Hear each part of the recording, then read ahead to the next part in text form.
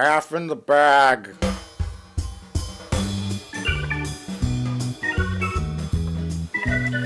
Hello! Dunkster, heading out! Hey, asshole. I thought you were just using Mr. Plinkett's bathroom to film one of your stupid TikTok challenges where you stare at the wall for an hour or whatever. That was like 2 weeks ago. You're still here? The bathroom didn't have any windows, so I kind of lost track of time.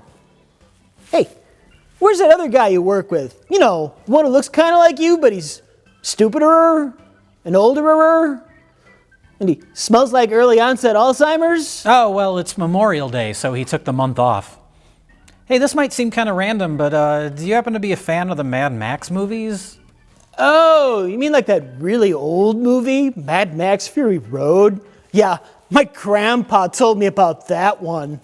Yeah, I watched it on vertical mode and TikTok in 27,000 30-second clips. It was pretty good. Kind of slow and boring, though. Oh, well, you want to maybe sit down and talk about the new one with me? No? Maybe you should think about some of your life choices. Look at you fixing a VCR in 2024, sitting in a house with a door that's wide open. I'm repairing what you kids today call a VHS player. It was known as a VCR for its entire lifespan, but in the last couple years, everyone just started calling it a VHS player. Nobody consulted me about this, they just did it.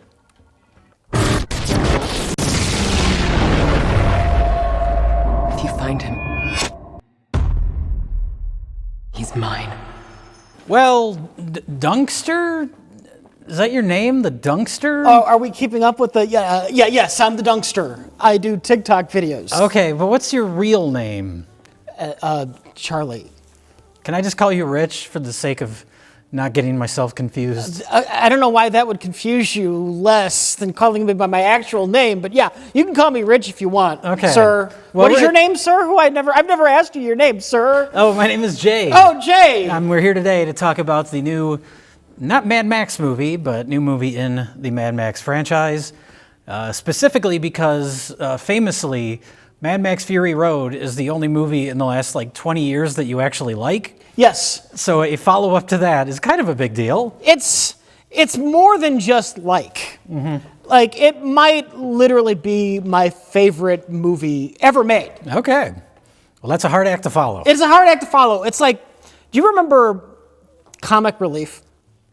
Yes. I'm serious. I'm being serious. Dead serious. Comic Relief. The HBO specials where they raise money for charity. It was like a stand-up comedy marathon to raise money for charity. Whoopi Goldberg and Billy Robin Crystal Williams. and Robin Williams. Robin Williams. Yeah.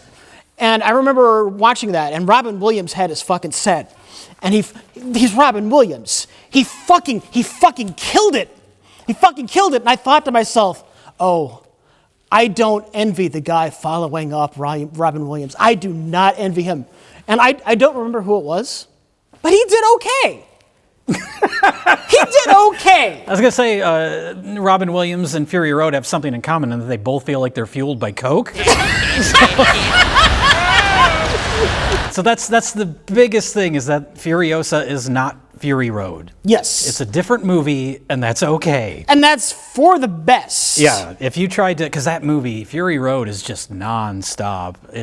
One action scene, more or less. Yeah. It also, because it's like, George Miller, he hadn't done a Mad Max movie since Thunderdome, which was late 80s.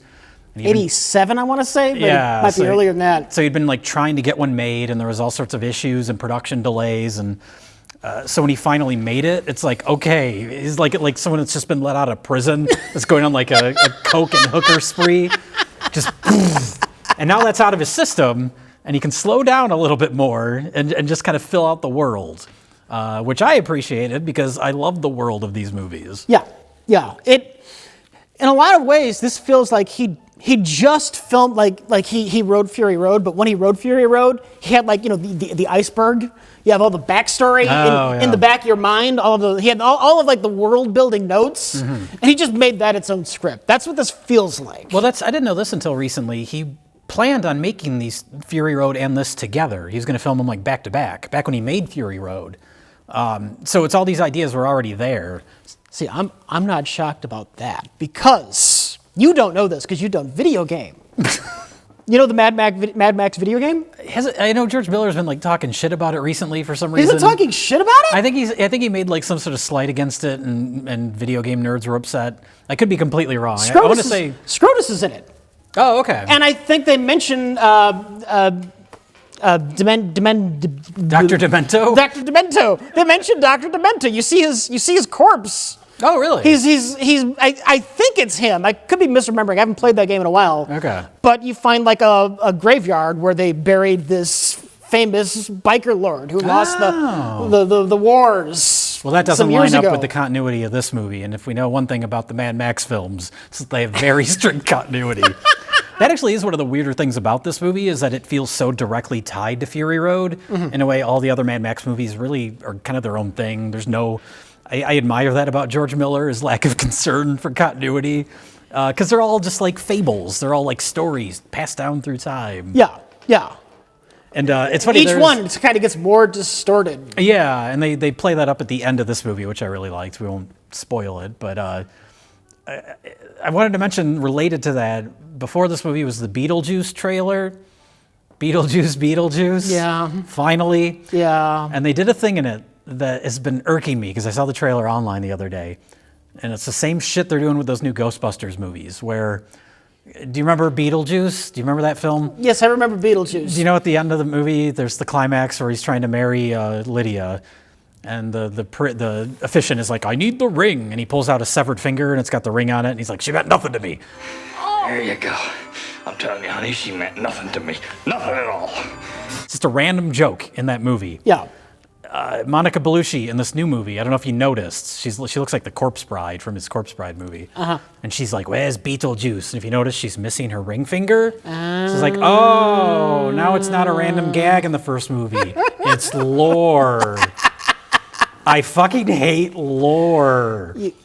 You take the iconic sounds and themes from this comedy and you play them in like a weird, nostalgic, sad way. You do the melancholy version of the Banana Boat Deo song. Yes.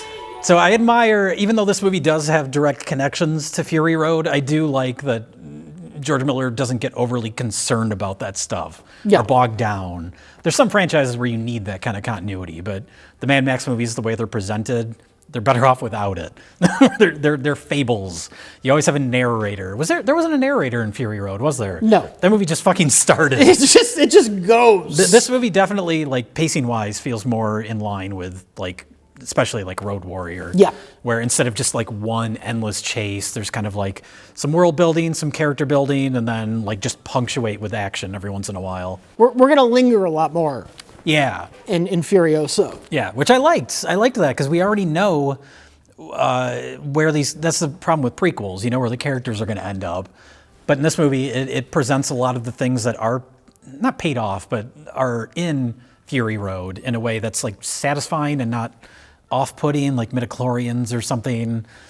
It would almost make sense to watch this first. If you've never seen them, watch this and just go right into Fury Road. You can do that. It's very weird to see these movies actually tie together. But it's like with Fury Road, like we know about the war, like there's so much world building in that movie without like dwelling on it. Like the war boys. It's just there and you can kind of figure it out on your own. Yeah. But if you're a stupid person who can't figure it out on your own. I mean, there's a lot to take in. Yeah, I know. But then you watch Furiosa and okay. Okay, now it all makes sense. That's how they make the cars. Okay. He went out of his way. We now know for sure that this is set in Australia. That was the first big laugh of the movie. It's like he saw the people not sure where this movie took place at for Fury Road. And so for this one, he made damn well sure we start on the Earth and we zoom in on fucking Australia. It is definitely in Australia, motherfucker. So we know that. And apparently there are still oceans. Yeah. We see the Earth, so there's some confusion on what's going on with the Earth. Continuity be damned. What's the endless salt plain? I thought that was dried up ocean. It's not a dried up ocean? What is it? I don't know. Whatever. But that's the fable someone else told, Rich. All these movies are their own fables. It was weird because of George Miller's lack of concern for continuity. I was kind of surprised he didn't just cast Charlize Theron again. Like, even though it's a prequel, who cares? Well, I know when they made Fury Road, people weren't getting along on set I guess that's a common thing with these movies. I thought that was more of a Tom Hardy thing, though maybe it was... I know, I think, Tom Hardy didn't have a good time making it. I don't think Charlize Theron had a good time making it. Anya Taylor-Joy in like the press for this movie just kind of hinted that it wasn't a very fun time. So I think they're just like an exhausting pain in the ass to make. I mean, you're in the desert. You're in a car that has no air conditioning, probably because there's no windows. Yeah. It's probably miserable. Yes, a lot of demanding physical work. Yeah. I can understand these movies being just a nightmare to make, especially for a modern day celebrity who, when they star in the big special effects movie, they're just sitting in an air-conditioned room with green walls all day. No shame in hate. It's one of the great forces of nature. Chris Hemsworth highlighted the movie. Anya Taylor-Joy does a great job, but Chris Hemsworth is pretty great. He's the key component of this movie. How do you feel about his performance? As the drunken carnival barker, I liked it. I liked it as a contrast to, he's not kind of quiet, intimidating Morton Joe. He's like kind of a buffoon, and he's not good at being a villain, which is refreshing. It was jarring because the first like couple of scenes he's in, though, he plays that character completely differently. When he shows up and he's in the all white, and he's calm. He's almost friendly. He's a smarter villain at first than. But that's because he's outwitting a child. Yes. And that's kind of, I think, the important part is, he's intimidating to this little kid. And that's how she perceives him? And that's how she perceives him. And that's like what's in her mind. So all these years later, this has been building up, wanting revenge. And then, eventually gets around to confronting him again and realizing, oh, he's kind of pathetic. Yeah. Like, I would compare, this isn't a complete solid comparison, but I would say like Fury Road is like Kill Bill Volume 1, and this is Kill Bill Volume 2. Volume 1's all the crazy action, even though it's a prequel, but still, this is the one that slows down. You're building up towards this big confrontation with the main bad guy, and you don't get some like ridiculous over-the-top action scene. You get a one-on-one dialogue-driven confrontation. And I liked that as a contrast to Fury Road. That is the best possible comparison. Yeah, these two movies are Kill Bill Volume 1 to Kill Bill Volume 2. Yes. I remember Kill Bill Volume 2, people being like, oh, it's boring, it's so slow, because they want the crazy 88 fight again. That's kind of where I'm at with Yeah. Kill Bill, yeah. And I understand that, but I like all the slower stuff and the more character-driven stuff in Volume 2 and in this movie. Mm-hmm. I mean, we spent so much, Anya Taylor-Joy is like top credited for playing Furiosa, but the little girl is in like at least half of the movie, and she's really good too, but like she's not getting any credit for this. Can I say, Anya Taylor-Joy does a great job as passing as a 10-year-old. Well, there's some digital trickery here. Okay. I learned this. Thank God, Yeah. because they had the switch over when we go from the child actor to Anya Taylor-Joy. Yeah. And I thought, okay, we see the tree grow. Okay, we're going to have the actor switch over here. And then we cut back to Furiosa. I'm like, oh, it's still the little girl. I actually thought it was still the little girl. They did a thing. I saw an interview or something with her where she talked about this. They cast the little girl, and then like scene to scene, they digitally altered her face ever so slightly to look more like Anya Taylor-Joy, and like increased that as the scenes went along. So it was like a smooth transition from one to the other. It's absolutely brilliant. It's really well done. Yeah. It worked perfectly because, like I said, when they had the switchover, Yeah. I did not even fucking notice. I'm like, You don't wait, even think about it. Why yeah. isn't it Anya Taylor-Joy yet? Oh, okay. Wow.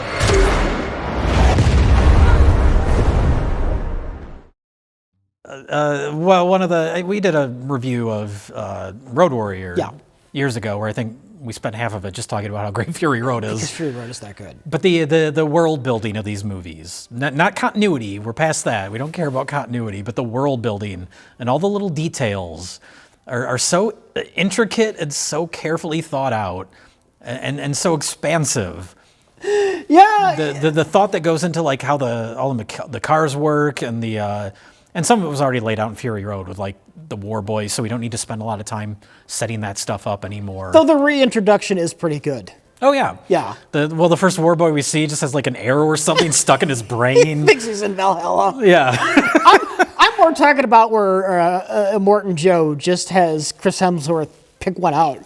Oh, yeah. And then he happily suicides himself. Happily. Happily, yeah. And this kind of goes more into the like hierarchy or like the politics or the relationships between, you know, now because we heard about like whatever Gas Town and Bullet Town and the other movies, and now we realize Chris Hemsworth kind of takes over one of them, and yeah, you get to see it, and it's not like finally, like it's just kind of like, oh, that's another part of this world, and now we're hanging out there for a little more. It doesn't, and none of it feels like ham-fisted like so many like prequels or late period, you know, nostalgia sequels do. It does feel a little bit like George Miller wanting to finally show off all of the backstory things he thought about for Fury Road, and I'm fine with that. Yeah. I'm not. That's not even a dig. As long as it doesn't suck, it's a solid revenge movie at its core, because it's not a complicated story, but it does feel like kind of bigger in scope than Fury Road. Well, I mean, compared to Fury Road, which is the simplest thing ever. But. Right. So it maybe almost more like Beyond Thunderdome, where we kind of go to these different. Even though I always zone out in the second half of Thunderdome with all the kids, but I don't blame you. I forgive that movie for all of its faults. I have a soft spot for Thunderdome. Bartertown's great. Master Blaster's great. Tina Turner's great. Tina Turner's great in it. So I mean, there's lots of stuff to like in it, but I just love how like dedicated George Miller is to highlighting just all these weird freaks. I didn't notice in Fury Road, there's the guy that's in Fury Road. He's in this too. He's sort of Immortan Joe's like second-hand guy, the guy in like the three-piece suit with like the fake nose, the like gold fake nose. What's his name? The People Eater. The People Eater. In Fury Road, did he have like holes cut out for his nipples? Yes. I never noticed that until this movie because he won't stop playing with them. He had holes. I think there were clamps and a chain too. Yeah, there's that in this, and then he's got like a gas mask over his crotch. I mean, you know, you're in the apocalypse. Just do whatever. Well, that's kind of the fun of these movies is, everybody's a weird little freak. I did for a brief moment, like the opening credits start, and I was like, am I just watching Fury Road? It's so similar, the style of it and the opening credits and that opening. I think there's even like the same like stock footage of trees getting knocked over from like nuclear annihilation. Is it the same audio too of like people talking about how the world is collapsing? Might not be the exact same. I think it's just really certainly similar. The same style. It's almost too similar. You talk about the opening credits. It's the end credits that are strange. Yeah, that was an odd choice. The movie ends, and I think the climax of the movie is incredibly satisfying and kind of dovetails right into Fury Road. But then, like, throughout the credits, they just keep fading up on random bits from Fury Road. Yeah. It's like, this is unnecessary. It's like you don't have enough faith in the movie you just made? I don't know what that is. Yeah, it was really weird. It almost felt like, and I don't think he gets a lot of like studio notes on this stuff, but it almost felt like, well, you got to put that in there to remind people of the movie that they've already sat through. Like, I don't know. It was odd. It was an odd choice. It can't be that stupid.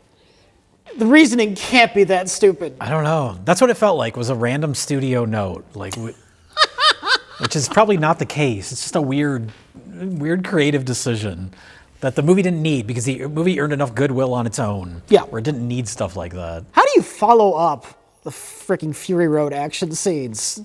You mean the entire movie? Yes. How do you follow that up? Yeah. I guess parachutes. Parachutes, yeah, that was great. The one... Parachutes and a truck blender. Yeah, just all those like random weird mechanical devices. Inventive. I mean, even like the character names, Dr. Dementus, like he knew that sounded like Dr. Demento, and he just didn't care. Yeah, he just didn't care. Is it Doctor? Is it actually Doctor? It is to me. I don't care if it's actually the movie or not. He's Dr. Dementus. He's Dr. Dementus. but yeah, and like Scrotus and Rectus, like one of them was in Fury Road, the big Rectus. one. Same actor. Yeah. Yeah. I was wondering about that, like which actors are back and which, because like this is 10 years earlier, so he didn't cast Charlize Theron again, but then you have these other older actors that are in it, even though they're older than they were in the last movie. I guess it doesn't matter. It's not worth thinking about too hard. I know the actor that played Immortan Joe is dead. Yes. So he had to be recast. But that's again, like the actor who played Immortan Joe was also the toe cutter in the first movie, so just keep the same actors in different parts. It doesn't matter. Did they do anything to Anya Taylor-Joy's voice? She sounds so much like... She sounds a lot like Charlize Theron. I think that's just, she's a good actress. Yeah. And can just do that. And it's really impressive because, yeah, Charlize Theron, you totally buy her in that part. She's great in that part. And Anya Taylor-Joy is great in this part, but if you see her like out of the movie, she weighs like 70 pounds. Like she looks like she'll blow away with the wind. But you're never really thinking about that in the movie, like the intensity of her performance. You just need to be a survivor, Jay. Yeah. That's all you really need. Yeah. Even that weird little kid, like he survived pretty long. Until he didn't. But there's a backstory to that actor. I want to say there was like a viral story in real life about him getting like bullied because of his looks or something. Yeah. And then George Miller's like, fuck that, I'm going to put you in a movie. You're going to be a freak, but you're going to be in a Mad Max movie. You're going to be in a Mad Max movie. You get to pose in photos with Anya Taylor-Joy. Have fun. The opening of the movie is when Anya Taylor-Joy, or not Anya Taylor-Joy, but young Furiosa gets abducted. And that whole clan, they all look like slasher movie villains. They all have like weird masks on. It looks more like Turbo Kid or something. Another post-apocalypse. That's a goofy post-apocalypse movie, but It definitely veers into the cartoonish. oh yeah. Because all these different gangs all have their own themes for some reason. It's not just stuff they scavenge. It has to be a specific style of scavenge stuff. Oh, sure. That's fine. Which is a funny touch with Chris Hemsworth's character. How it's like they keep saying like he can't even control his own like gang. They're always turning on him or turning on each other. He's a bad villain that's just driven purely by like anger and frustration. Like when he finally catches up to Furiosa and her companion, which was nice to have like a little levity in this, a little like warmth where two characters actually like each other. But when their car flips and he just like takes a pole and he's just like slamming it on their car just out of pure anger. Well, even when he takes over Gastown, it's like he's not doing a good job of running it. Oh yeah, he can't keep the people there like in check. They're going nuts. They go there and it's like Woodstock '99. Like, it's nice that because I saw like I think it was like the trailer for it. I was just like, oh, he's gonna be like a lesser version of a Morton Joe, but no, he's his own villain. That makes him kind of interesting. I almost think he plays it too comedic sometimes. Do you think maybe it's just the comical fake nose? Might be. I like that too. Just that touch that he's not only kind of like a silly villain, but like physically, he's kind of goofy looking. I mean, everybody's goofy looking in these movies, I suppose, but making him sort of like comedic, where he looks like the villain from like a children's movie from the '90s or something. Yeah. Remember Dennis the Menace with Christopher Lloyd? It's smart enough to be different in the right ways where it needs to be different. Yeah. It's not just one long action scene. It doesn't end with the climactic battle. It ends with the two people talking. Yeah. Yeah. It has the Kill Bill ending. It almost cheats you out of the final battle because they oh yeah, you finally they've been building up to the war that's been brewing between Immortan Joe and Dr. Dementus. The voiceover comes back and he's like, and thus began the 40-day wasteland war. And you just get a quick montage. We see it in like 10 seconds. And the war is over. Furiosa wasn't even a part of it. She was too busy building her arm. Yeah. That's because that's what the movie's about, is Furiosa. It's not about the war. It's not about that battle. It's about Furiosa finally confronting Dr. Demento. It's about her internal battle. Yeah, I almost laughed out loud in the theater when that montage happened for like 30 seconds. And then, I guess mild spoilers, at the end, the narrator comes back, and he's like, some said that she defeated Dementus in this way. And we get almost like a choose-your-own-adventure. It made me think of the end of Wayne's World, where you just get like multiple endings. Excellent Scooby-Doo ending. Yeah, but I think we should do the mega happy ending. Oh, the mega happy ending, that's doable. See, that was smart in a way. It does lean in the mythical aspect of Mad Max. We don't know what's canon and what's legend passed down through the ages. It leans into that, which is smart. And the final fate they show for Dr. Demento is so silly. Yes. I'm not going to spoil what it is, but it's completely fucking ridiculous. In a good way. It's the only way they could have pulled that off without the audience turning on the movie and saying, "Oh, come on." Where they don't say, just have it happen like matter-of-factly and realistically. Yeah. Yes. It's just somebody saying, "Well, that's what happened. That's what I was told. Supposedly, maybe. Non-canonically, this is definitely what happened." And that's the only way you can get away with that. But it was fun. It was fun, and thematically it ties in with earlier. even as a little kid, she learns to cut off her hair and wear it as like a wig because erectus. Yeah, that's a creepy scene. Is a little creepy, and he's like fondling her hair. So she makes her hair into like a wig, so when he touches it, she can just run away, and he's just holding the wig. But yeah, when he throws it over the cliff, and then it grows into a tree, and so it's like it thematically connects to the ending with that too. So it's satisfying. It's actually probably for the best that he didn't make this right after, because he was going to shoot it back to back with Fury Road. Mm-hmm. I think if this had come out like a year or two after Fury Road, it would probably be met with a little bit more like, oh. Yeah, you're right about that. I still think it probably still should have come about 4 years sooner. Yeah? Yeah. It feels like it's been a while. I mean, that's fine. But yeah. These movies are a lot. They're a lot to take in, so not having them too often is a good thing. I think, because when I first saw the trailers for it, like, I was like, okay, it'll probably be good. It's George Miller. It looks pretty cool, but they're showing a lot of imagery of things we've already seen from Fury Road. So it's like, is it going to be, just a repeat of Fury Road? But it luckily kind of goes its own way. It tells the story in a different tone, a different pacing. Goes its own way enough. There's lots of familiar things. Yes. And, for that reason, it's probably appropriate that Max is in it, because Max is always going somewhere new and doing something new and meeting new people. But this is now, we're hanging back for this installment. Yeah. Except for the pointless Max cameo, which I did not like. Didn't need it. It didn't need it. That was too much. It didn't need it. No, it didn't bother me too much because they didn't push it too far. Like, it was just that one shot. Yeah. But no, it didn't need it. I'd say, if anything, the movie could have been tightened up a little bit. A little long. Yeah. In the middle, it's a little slow. Not that I, have a problem with slower paced movies, but a little saggy in the middle. Mm-hmm. My only real complaint. Anything you don't like, we'll that's okay. We'll have the 40-day war movie coming up in another 10 years. And everything. Oh God, everything George Miller's going to be like satisfactory. 95 and in the desert, still doing these. I mean, that is kind of crazy. Like Fury Road, that was kind of the talk of like, oh, George Miller is this old man now, and he's made this movie. 70-year-old man, can you believe it? Making a movie with the energy of a 20-year-old. Now we're 10 years removed from that, and he's still putting like modern filmmakers to shame. Now he's an 80-year-old man making movie with the energy of a 42-year-old. Yeah. A little slower pace. Some of the digital effects stand out a little more than Fury Road. Oh, I was thinking during that one action sequence, why is there a truck that has an LCD screen with quick Chris Helmsworth in there on the front of the hood? Oh, yeah. Yeah, that wasn't very convincing. That stood out. Yeah. That stood out. Like, he is not in that truck, and you can't convince me otherwise. There is like a kind of misconception about Fury Road that it's like all practical, and it isn't. There's tons of digital effects in that movie.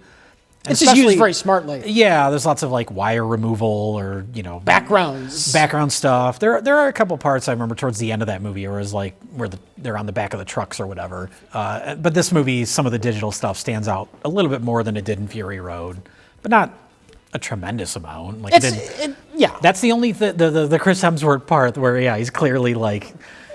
Because it's kind of a funny image that he just keeps ramming into because he's just filled with so much rage. He just keeps ramming into that fence. But yeah, visually, it kind of takes you out of it because it's so clearly a digital effect. Yeah. But some of the just like general visuals, like early on when they capture Furiosa's mom, and they've got her like crucified, and it's at night, but there's just like this like red, the sky is red, and there's like dust in the air, and it just looks like hell. It looks like a heavy metal album cover. I was like, this is a fucking cool shot.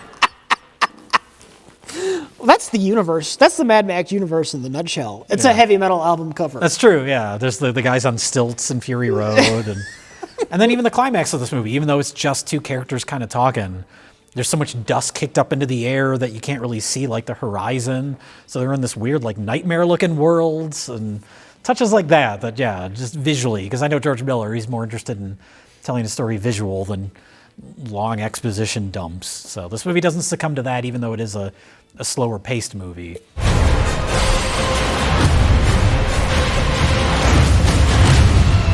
So that's Fury Road? Or Furiosa? No, that's Furiosa. That's a problem too. Don't name your movie Fury Road and then name the one after that something that sounds very, very similar to Fury Road. Furiosa. I was surprised to learn her name was Furiosa as a kid, too. That seems like Yeah. a goofy adult person. Like, that's the name that she was given as an adult. That's the name the crazy bikers would give you, not the mothers of the green place. Yeah, exactly. They're in this, like, tranquil environment at the beginning of the movie, but her name's Furiosa. It's a little weird. That's the closest to, like lame prequel mentality. I guess it's better. To be fair, once she goes back to the green place that's not green anymore in Fury Road, the mothers call her Furiosa. That's true. So that's always been her name. I think it was just I think when they made Fury Road, I think it was just like an oversight made on George Miller's part. Or they just weren't thinking about the fact that when you call a little kid in this magical, like perfect environment Furiosa, it kind of sounds weird. You call her Eve or something. Yeah. Hope. Her name is Hope. If you want to really be on the nose. Yeah.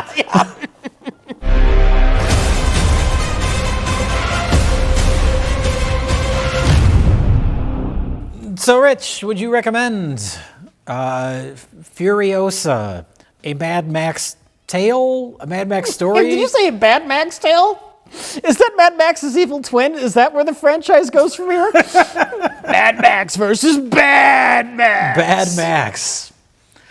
Well, that's modern day Mel Gibson. That's how he comes back to the franchise. He's Bad Max now. But would you recommend the film? As the world's biggest Mad Max Fury Road fan. Yeah, it is not as good as Mad Max Fury Road. Mad Max Fury Road, watching that in the theater, like, I knew that was just special. I knew when the credits hit in that movie that I'm going to remember this moment, and I am so glad I'm watching it in the theater. Furiosa, it's very good. It's not up to that level. It probably didn't have any chance of ever being up to that level. Yeah. But it's pretty damn good. It's pretty damn satisfying. And it has the smarts to not even try to reach that level of momentum. You calling a modern movie pretty good is like the highest praise imaginable. Would you recommend Beetlejuice? I haven't seen it, but I definitely would not recommend Beetlejuice. But Rich, he does the thing. Remember in the first movie when he did the thing? Where the things came out of his head? He did it again. What are they doing with, what's his face? What are they doing with the Oh, didn't you notice in the trailer? They're at his funeral. They're at his funeral, They killed him off. Is this ghost? But people you kill him off, and people are just going to expect this ghost to show up. Oh, he'll be the scariest ghost of all. Oh, God. Then you got Alec Baldwin. He can't be in the movie. No, he's got his own shit going on. His character accidentally shot another ghost. Oh, God. So he's dealing with the litigation from that. That's why he's not in the movie. And that, poor Jada Davis. Now, she can't be in the movie because of that. I mean, you really can't have them in the movie anyway because they're ghosts and they can't age, but obviously they have. So I'm curious what their excuse will be for those characters just not being there. Because they couldn't leave the house. That was the whole thing in the first movie. They're ghosts that are stuck in that house. They can do anything with CGI and makeup nowadays. That's true. Maybe the longer a ghost is a ghost, the more they look like the normal ghosts you see in those movies who have the weird makeup. I don't know. Oh, yeah. So maybe they just look a little bit more dead now. Yeah. You could get around that. But that's my review of Beetlejuice. It's awful. Do we have proper ending for this? Oh, are you the Dunkster I'm the Dunkster. Again? Goodbye. Oh, Dunkster, you better get out of this house.